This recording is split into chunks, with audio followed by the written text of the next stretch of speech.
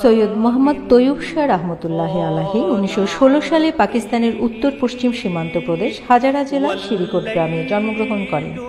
তার পিতা সৈয়দ আহমদ শাহ সিরিকোট ও মাতা সৈয়দা খাতুন। তিনি পিতৃকুল মাতৃকুল উভয় দিক দিয়ে ছিলেন সৈয়দ বংশীয়।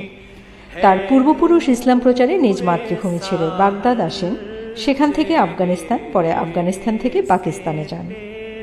আধ্যাত্মিক সুফি সাধক তৈয়ব শাহ ছিলেন প্রিয় নবী হযরত মুহাম্মদ সাল্লাল্লাহু আলাইহি ওয়াসাল্লামের 39তম বংশধর। তার পিতা সৈয়দ আহমদ শাহ সিরিকোটি একজন বিখ্যাত সুফি সাধক ছিলেন। তাকে ফাতিহে সিরিকোট বা সিরিকোটে বিজেতা বলা হয়। তৈয়ব শাহ পিতার তত্ত্বাবধানে 11 বছর বয়সে কোরআন হিফজ করেন। তিনি হরিপুরের দারুল উলুম ইসলামিয়া রহমানিয়াতে পড়াশোনা করেন। তাফসির ও হাদিসের বিশেষ শিক্ষা নেন সর্দার আহমেদ লাইলপুরি, আব্দুর রহমান ও আব্দুল হামিদ থেকে। এই মহান আধ্যাত্মিক সুফি সাধক পিতা সৈয়দ আহমেদ শাহ সিরিকোটি থেকে তাফসির, ফিকাহ, নাহু, উসুল, সারুফ, মান্তিক, আকাইদ, মারিফাত, হিকমাত ও তরিকতের শিক্ষা নেন। 1943 সালে 28 বছর বয়সে তিনি কৃতিত্বের সাথে শিক্ষাজীবন সমাপ্ত করেন। তৈয়ব শাহ শুধু একজন পীরে কামেল আধ্যাত্মিক সুফি সাধক পুরুষ ছিলেন না, ছিলেন একজন সুবক্তা। গ্রামে গঞ্জে, শহরে বন্দরে, প্রত্যন্ত অঞ্চলে সফরকালে ইসলামী মাহফিল, সেমিনার, সিম্পোজিয়াম, সম্মেলন, সমাবেশে তার গুরুত্বপূর্ণ তাকরির ও যুক্তি তথ্যভিত্তিক ভাষণগুলো ছিল অত্যন্ত হৃদয়গ্রাহী। তিনি সুন্নিয়ত এবং তরিকায়ে আলিয়া কাদেরিয়ার বিস্তার করেন বিশ্বের বিভিন্ন দেশে। তার অসংখ্য ভক্ত অনুরক্ত আজ পৃথিবীর সর্বত্র ছড়িয়ে আছে। 1942 সালে 26 বছর বয়সে তরিকত প্রচারে তৈয়ব শাহ প্রথম বাংলাদেশের চট্টগ্রামে আসেন এবং আন্দরকিল্লা শাহী জামে মসজিদে রমজান মাসের খতমে তারাবিতে ইমামতি করেন। 1958 সালে তৈয়ব শাহর পিতা আল্লামা সৈয়দ আহমদ শাহ সিরিকোট রহমতুল্লাহি আলাহির বাংলাদেশে শেষ সফর করেন। চট্টগ্রামের রিয়াজউদ্দিন বাজারে অনুষ্ঠিত খতমে গাউসিয়া মাহফিলে তাকে জনসম্মুখে খেলাফত দেয়া হয়, ভূষিত করা হয় খলিফায়ে আজমে। তখন তার বয়স ছিল 42 বছর। আল্লামা সৈয়দ তৈয়ব শাহ রহমতুল্লাহি আলাহি তার বাবা সৈয়দ আহমদ শাহ সিরিকোটি রহমতুল্লাহি আলাহি মায়ানমার, পাকিস্তান এবং বাংলাদেশে অনেক মাদ্রাসা প্রতিষ্ঠা করেন।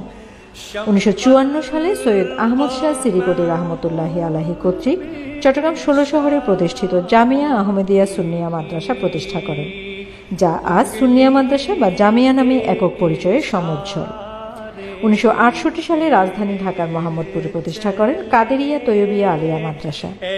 এছাড়া মাদ্রাসায়ে তৈয়বিয়া ইসলামিয়া সুন্নিয়া হালিশহর চট্টগ্রাম, মাদ্রাসায়ে তৈয়বিয়া তাহেরিয়া সুন্নিয়া ও মসজিদ কমপ্লেক্স কালুরঘাট চট্টগ্রাম, মাদ্রাসায়ে তৈয়বিয়া ওদুদিয়া সুন্নিয়া চন্দ্রঘোনা চট্টগ্রাম ইত্যাদি। পাকিস্তানের করাচির আওরঙ্গি টাউনে মাদ্রাসায়ে তৈয়বিয়া ও মায়ানমারে মাদ্রাসায়ে আহলে সুন্নত প্রতিষ্ঠা করেন। তৈয়ব শাহ ছিলেন পাকিস্তান আন্দোলনের একজন সক্রিয় সদস্য। স্বাধীন পাকিস্তান প্রতিষ্ঠাকালে গুরুত্বপূর্ণ ভূমিকা পালন করেন। তিনি 1971 সালে বাংলাদেশের মহান মুক্তিযুদ্ধের প্রতি সমর্থন দেন এবং বাঙালি জাতির উপর পাকিস্তানি হানাদার বাহিনীর নিপীড়ন, ধর্ষণ ও গণহত্যার বিরোধিতা করেন। তৈয়ব শাহ ছিলেন নবী ও রসুল হযরত মুহাম্মদ সাল্লাল্লাহু আলাইহি ওয়াসাল্লামের শুভাগমনের দিন 12ই রবিউল আউয়াল উপলক্ষে বাংলাদেশে আয়োজিত বর্ণাঢ্য শোভাযাত্রা জশ্নে জুলুসে ঈদে মিলাদুন্নবীর পথিকৃৎ। আল্লামা সৈয়দ তৈয়ব শাহ রহমতুল্লাহি আলাহি প্রদত্ত রূপরেখা ও আলহাজ নূর মোহাম্মদ আল কাদেরী তার নির্দেশে 1974-এ আঞ্জুমানে রহমানিয়া আহমদিয়া সুন্নিয়া ট্রাস্টের ব্যবস্থাপনায় 12ই রবিউল আউয়াল সর্বপ্রথম বর্ণাঢ্য মিছিল বের করা হয়। হাজার হাজার মুসলিম জনতার বর্ণাঢ্য এই মিছিলটি বলুয়ার দিঘির পারস্থ খানকায়ে কাদেরিয়া সৈয়দিয়া তৈয়বিয়া হতে শুরু করে 16 শহর জামিয়া আহমদিয়া সুন্নিয়া আলিয়া মাদ্রাসার ময়দানে আসে। মিলাদ মাহফিল, মুনাজাত ও তবারুক বিতরণের মাধ্যমে সমাপ্ত হয়, যার ধারাবাহিকতা পরবর্তীতেও অব্যাহত থাকে। দিন দিন এর ব্যাপকতা বৃদ্ধি পাচ্ছে। এখন 16 শহর জামিয়া আহমদিয়া সুন্নিয়া আলিয়া মাদ্রাসা ময়দান থেকে শুরু হয়ে প্রধান প্রধান সড়ক প্রদক্ষিণ করে আবার জামিয়া আহমদিয়া সুন্নিয়া আলিয়া মাদ্রাসার মিলাদ মাহফিলে মিলিত হয়। বাংলাদেশের সুন্নি মুসলমানদের জাগিয়ে তুলতে সুন্নি মতাদর্শের আলোকে ইসলামী সমাজ প্রতিষ্ঠা প্রত্যয়ে 1980 সালের 21শে জানুয়ারি প্রতিষ্ঠিত হয় বাংলাদেশ ইসলামী ছাত্র সেনা। এই অগ্রযাত্রায় দিশারির ভূমিকা ছিলেন আল্লামা হাফেজ সৈয়দ তৈয়ব শাহ রহমতুল্লাহি আলাইহি।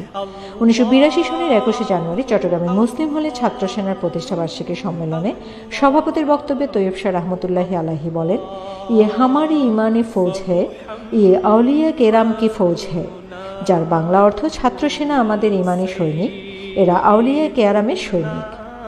তৈয়ব শাহ 1986 সালে গাউসিয়া কমিটি বাংলাদেশ প্রতিষ্ঠা করেন।